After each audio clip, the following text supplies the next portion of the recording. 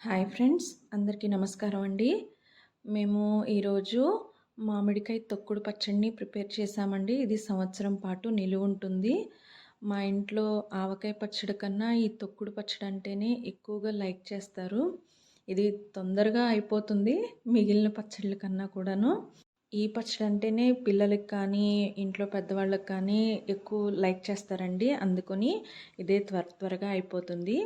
దీనికోసం ముందుగా మామిడికాయల్ని తొడిమల దగ్గర కొంచెం కోసుకొని దాన్ని కడిగి ఆరబెట్టుకొని తరువాత ఇలా ముక్కలుగా కట్ చేసుకుంటామండి. లోపల జీడుల్ని తీసేసి చిన్న ముక్కలుగా చేసుకొని కొద్దిసేపు ఆరబెట్టుకొని కొలత చేసుకొని పక్కన పెట్టుకుంటాము.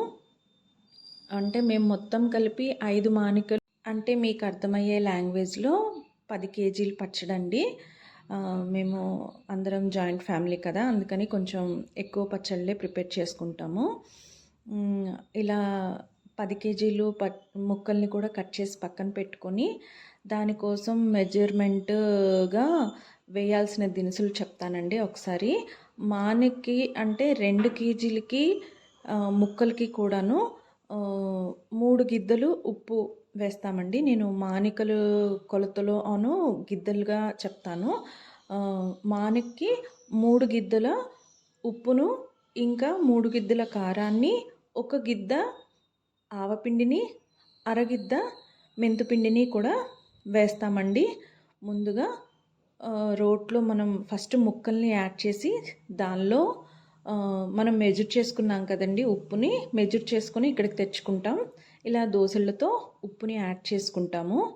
దానిలో ఆయిల్, ఉప్పు యాడ్ చేసిన తర్వాత ఆయిల్ని కొద్దిగా పసుపుని వేసి కొద్దిగా దంచుకుంటామండి.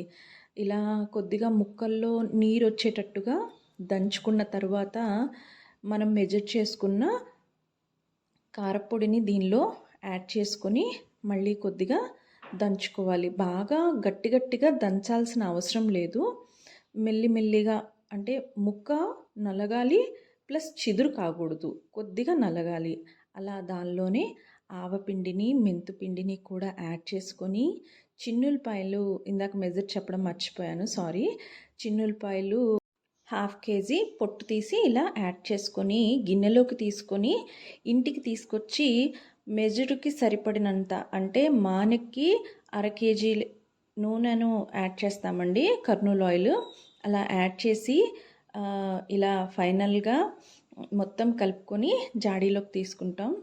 ఇలా లాస్ట్కి అన్నం కలుపుకొని తింటే ఎంత బాగుంటుంది కదండి. గిన్నెలో అందరం కలిసి అలా తింటాము.